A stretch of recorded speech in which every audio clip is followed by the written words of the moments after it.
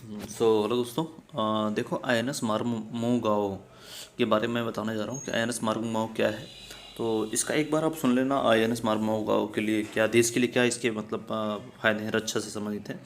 और आईएनएस मारुमुगाओ कैसा है ये देखो आप इसमें फिगर में, कि देखो ये आईएनएस मारुमुगाओ है, ठीक है। तो अभी इसका हाल ही में अनावरण किया गया है आईएनएस मारुमुगाओ का।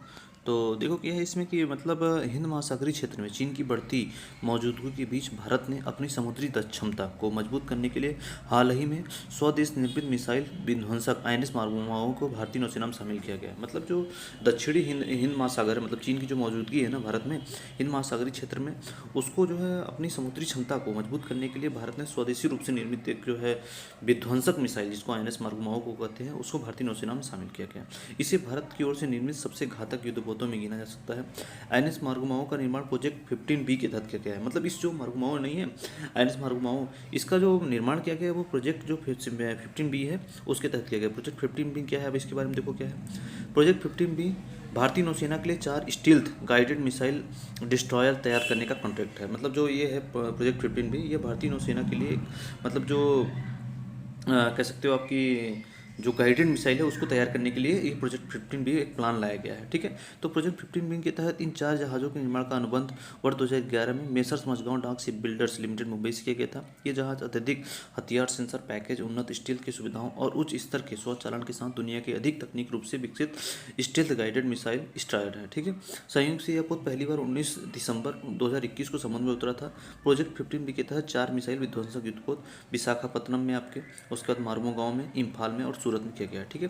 तो इसके तहत 4 मिसाइल विध्वंसक युद्धपोत विशाखापत्तनम, मारुमुगाओ, इम्फाल और सूरत है, ठीक है, प्रोजेक्ट 15B के तहत। तो इसकी विशेषताएं क्या है। ये जहाज ब्रह्मोस सुपरसोनिक क्रूज मिसाइलों और लंबी दूरी की सतह से हवा में मार करने वाली मिसाइल से लैस है, ठीक है।